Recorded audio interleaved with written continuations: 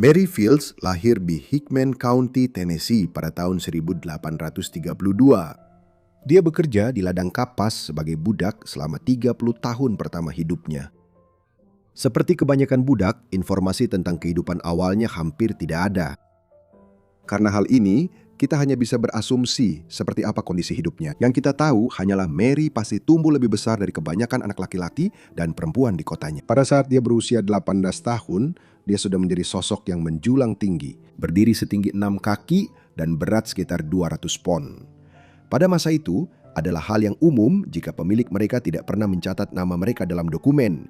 Sebaliknya, mereka menggunakan angka yang dituliskan dalam buku-buku. Budak diperlakukan seperti barang milik, dan Mary Fields mungkin tidak terkecuali. Pada tahun 1865, Perang Saudara Amerika berakhir dan bersamaan dengan itu, perbudakan dilarang. Akhirnya, Mary dibebaskan setelah menjadi budak selama lebih dari 30 tahun dalam hidupnya.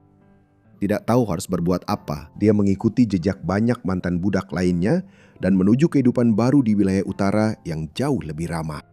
Akhirnya, dia mendapatkan pekerjaan sebagai tukang cuci dan pelayan di kapal uap Sungai Mississippi. Setelah itu, dia diduga bekerja di San Antonio, Florida, di rumah hakim Edmund Dunn. Namun, ketika istri Dunn, Josephine, meninggal, dia meminta Mary untuk membawa kelima anaknya ke rumah bibi mereka di Ohio.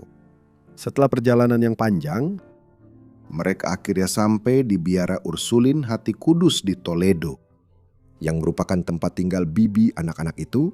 Mary Amadeus Dunn adalah kepala biara. Mary telah berhasil menjalankan tugasnya.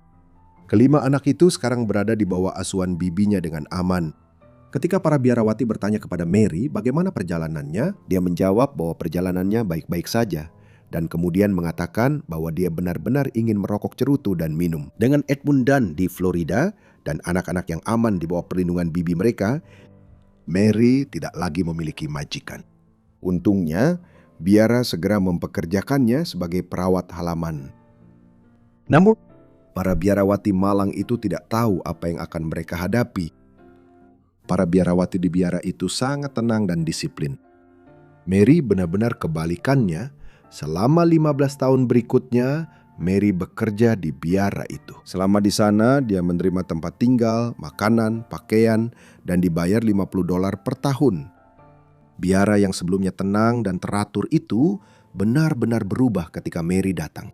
Dia bersuara keras dan mengekspresikan dirinya dengan cara apapun yang dianggap tepat.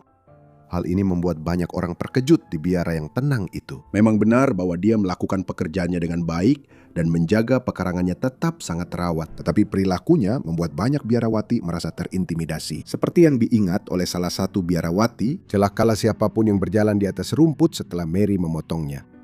Dia suka mengumpat, mengeluh tentang gajinya yang rendah, dan akan melawan siapa saja, baik pria maupun wanita, kapan saja.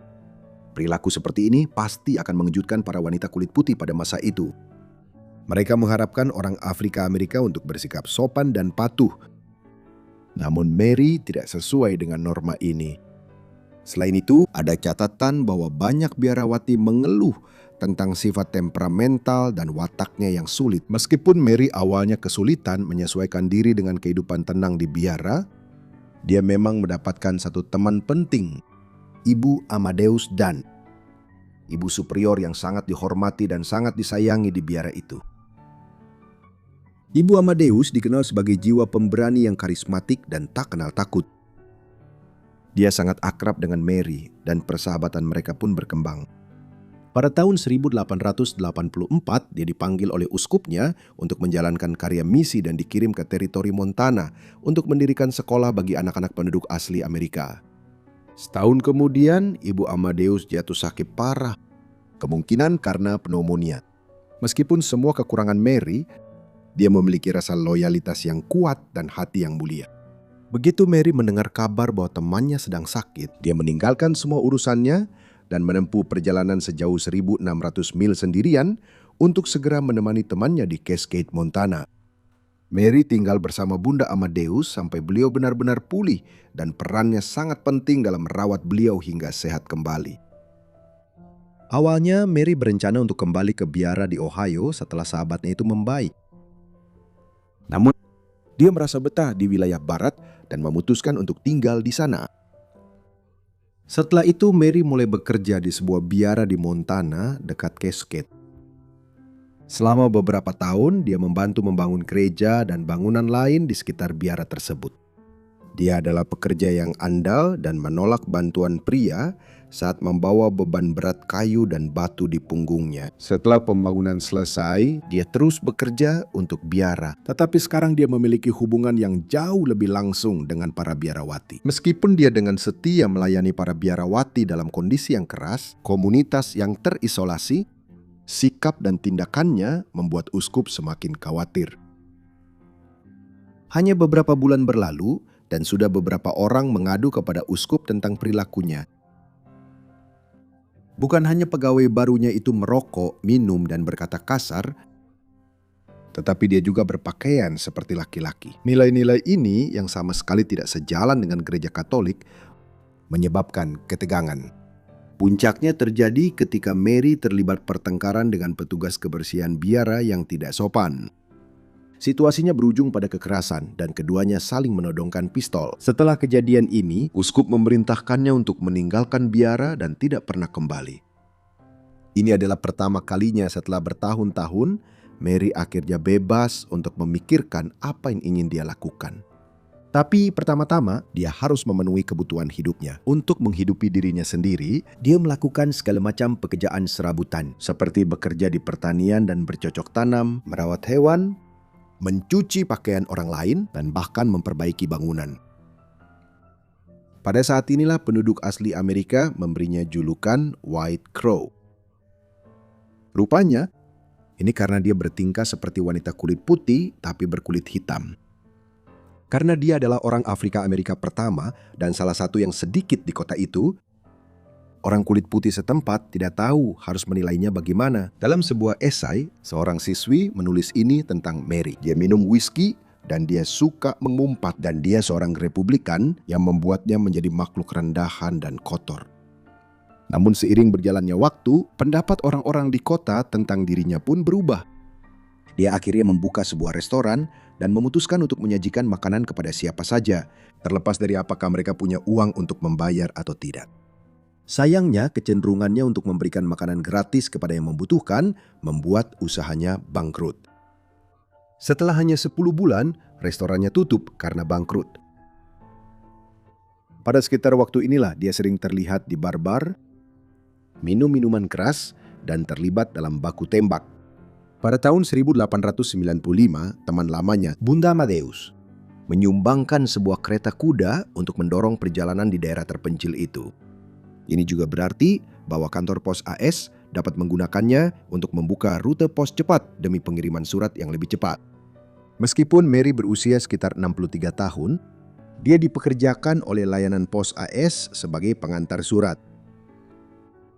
Meskipun ada persaingan, Mary memenangkan posisi yang diincar itu berkat reputasinya yang tangguh dan dengan memasangkan kuda ke kereta lebih cepat daripada pelamar lainnya, yang semuanya adalah pria yang usianya sekitar setengah dari usianya. Dia adalah wanita kedua dan orang Afrika Amerika pertama yang bekerja sebagai pengantar surat Star Route.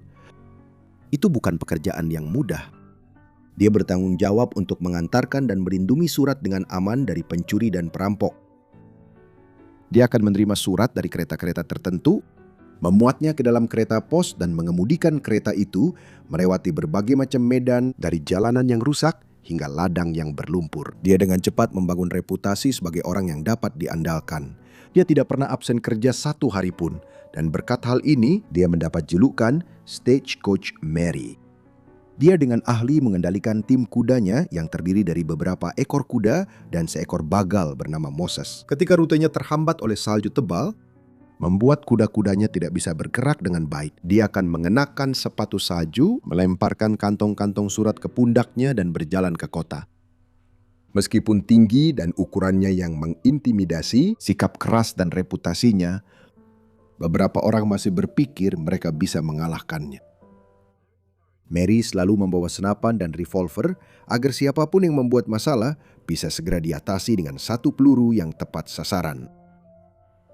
Desas-desus mengatakan bahwa Mary berhasil mengusir sekawanan serigala yang marah dengan senapannya. Ini mungkin saja benar. Seperti yang kita tahu, dia adalah penembak yang sangat andal. Temperamennya disamakan dengan temperamen beruang grizzly. Stagecoach Mary tidak boleh dilawan dalam keadaan apapun. Namun, banyak orang bodoh tetap melakukannya. Dalam satu kasus, seorang pria sangat menyinggung Mary. Dia membalas dengan melemparinya batu sampai dia menangis. Contoh lain ketika dia dibuat marah adalah saat seorang koboi menantangnya untuk duel. Dia menerima tantangan itu. Saat duel dimulai, dia begitu cepat mencabut revolvernya sehingga lawannya tidak punya kesempatan sama sekali. Mary sengaja menembak dekat kepalanya agar dia bisa merasakan angin dari pelurunya. Ketakutan, pria itu langsung menyerah dan tidak pernah berbicara dengannya lagi. Stagecoach Mary menjadi selebriti yang dihormati dan dicintai di Cascade. Meskipun dia kuat dan menakutkan, penduduk setempat mengagumi kemurahan hati dan kebaikannya kepada anak-anak. Selain itu, sekolah-sekolah di kota itu tutup setiap tahun pada hari ulang tahunnya untuk merayakan hidup dan hari istimewanya. Berkat ketenarannya, restoran-restoran lokal akan memberinya makanan gratis, dan di bar semua orang ingin berbicara dengannya. Sayangnya, Montana mengesahkan undang-undang yang melarang perempuan masuk ke bar. Mary tidak lagi diizinkan minum di salah satu tempat favoritnya. Namun wali kota Cascade memberinya pengecualian. Selain itu, tidak ada yang cukup berani untuk mencoba menghalanginya. Pada tahun 1903, di usia 71 tahun, usia akhirnya menyusulnya. Setelah 8 tahun menjalankan tugasnya, Mary Fields pensiun dari layanan pengantar surat Starwood. Untuk sisa hidupnya, dia mendedikasikan dirinya untuk menjaga anak-anak Cascade dan menjalankan jasa laundry dari rumahnya. Mary Fields meninggal karena gagal hati pada tanggal 5 Desember 1914 di Rumah Sakit Columbus di Great Falls pada usia 82 tahun.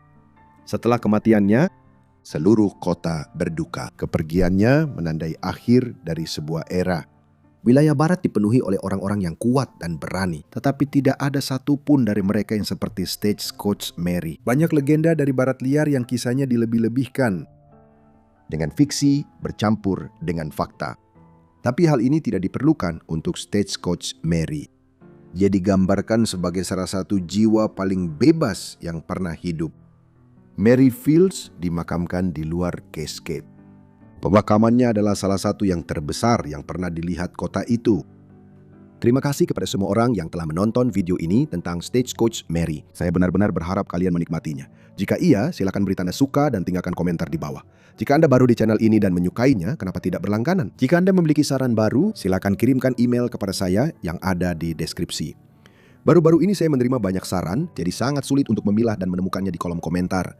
Jadi jika Anda benar-benar ingin saran Anda, jika Anda benar-benar ingin saya membaca saran Anda, silakan kirimkan ke email saya yang ada di deskripsi. Itu saja dari saya, sampai jumpa di Forgotten Lives berikutnya. Terima kasih.